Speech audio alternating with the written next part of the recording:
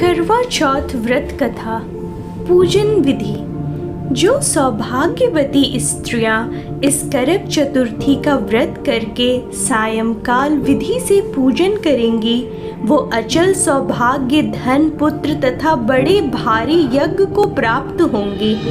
करक इस मंत्र को पढ़कर दुग्ध अथवा जल से भरा हुआ कलश या करवा लेकर उसमें पंचरत्न ब्राह्मण को देवे और कहें कि हे गणेश जी, इस करक के दान से मेरे पति बहुत काल तक जीवित रहें, मेरा सौभाग्य सदा बना रहे। ऐसे ही वस्त्र से फल एवं यथाशक्ति सोना, रुपया आदि सुहागिन स्त्रियों को भी देवें और उनसे लेवे भी। इस प्रकार से सौभाग्य की इच्छा करने वाली स्त्रियां जो भी इस व्रत को करेंगी, वो सौभाग्य, पुत्र तथा अचल लक्ष्मी को प्राप्त होंगी। करक चतुर्थी व्रत कथा। मानधाता कहने लगे कि जिस समय अर्जुन इंद्र नीलगिरी पर तप के लिए चले गए तो उनके पीछे द्रौपदी खिन्न मन होकर चिंता करने लगी कि अर्जुन ने बड़े कठिन कर्म का प्रारंभ कर दिया है, किंतु विघ्न डालने वाले शत्रु अनेक हैं। इस प्रकार चिंता करके श्री कृष्ण जी से सब विघ्नों का नाश करने का उपाय पूछने लगे। द्रौपदी ने कहा कि हे सर्व जगत के नाथ, आप मुझे ऐसा व्रत बताने की कृपा करें जिसके करने से सभी विघ्न नाश हो जाए। श्री कृष्ण जी ने कहा कि हे महाभोग, श्री पार्वती जी से जो कहा था, हे वरारोहे, वही करक चतुर्थी नाम का व्रत मैं तुमसे कहता हूँ। तुम ध्यान पूर्वक सुनो। जो सब प्रकार के विघ्नों का नाश करने वाले हैं, श्री पार्वती जी ने कहा कि भगवान, यह करक चतुर्थी का व्रत किस प्रकार का है तथा उसका विधान क्या है, और पहले भी क्या उस व्रत को किसी ने किया है? शंकर जी बोले कि पार्वती जो अनेक प्रकार के रत्नों से शोभायमान, चांदी और सोने के भवनों से भरे विद्वान पुरुषों से सुसेवित, लोगों को वश में करने वाली दिव्य स्त्रियों से शोभायमान, जहाँ पर सदैव ही वेद ध्वनि होती है, ऐसे स्वर्ग से भी मनोहर परम रमणीक शुक्रप्रस्थपुर दिल्ली शहर में एक वेद शर्मा नामक ज्ञानी ब्राह्मण रहता था। उसकी पत्नी का नाम लीलावती था। उसके महापराक्रमी 7 पुत्र और संपूर्ण लक्षणों से युक्त वीरवती नाम की एक कन्या उत्पन्न हुई। उसकी आंखें नील कमल के समान और मुख चंद्रमा के समान था।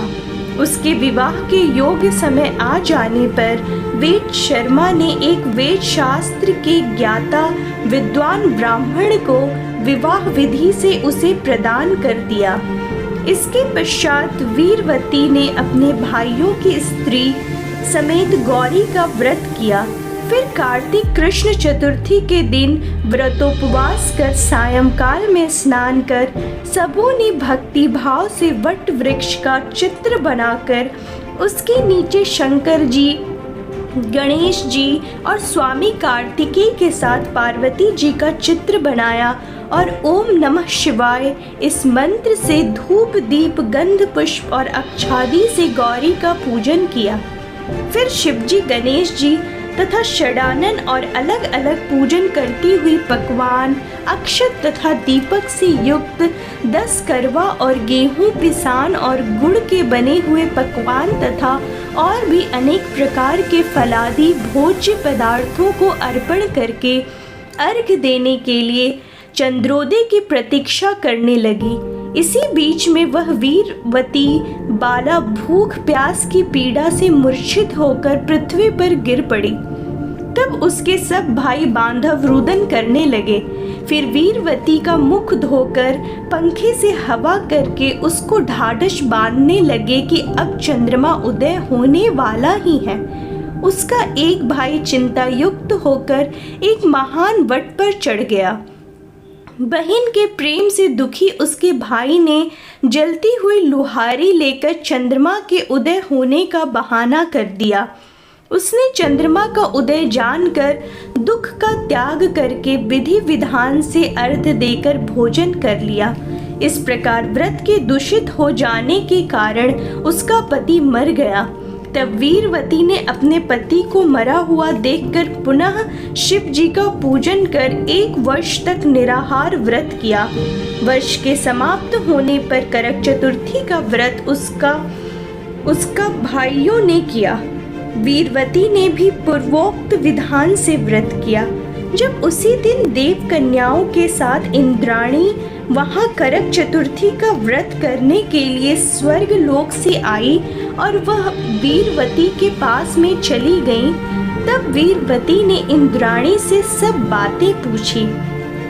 वीरवती ने कहा कि जब मैं करक चतुर्थी का व्रत करके अपने पति के घर पर आई तो मेरा पति मृत्यु को प्राप्त हो गया।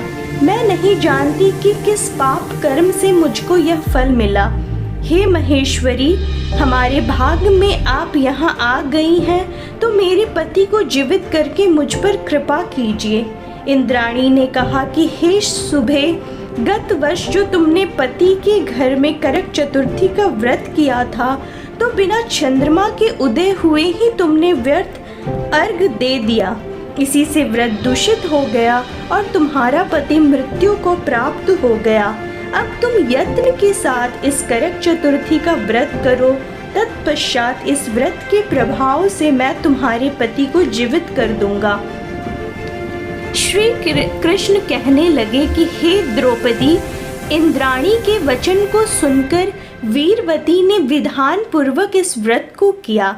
इस प्रकार उसके करक चतुर्थी का व्रत करने से इंद्राणी ने प्रसन्न होकर जल के द्वारा अभिसिंचन कर उसके पति को जीवित कर दिया। वह देवता के समान हो गया। इसके पश्चात वीरवती अपने पति के साथ घर आकर आनंद करने लगी। वीरवती के व्रत के प्रभाव से उसका पति धन्य धान पुत्र तथा दीर्घायु को प्राप्त हुआ।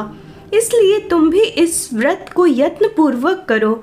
सूत जी कहने लगे कि हे ऋषियों, इस प्रकार श्री कृष्ण के वचनों को सुनकर द्रौपदी ने इस करवा चौथ के व्रत को किया, जिसके प्रभाव से संग्राम में कौरवों को जीतकर अतुलनीय राज्य को प्राप्त किया, जिससे उनका सब दुख जाता रहा।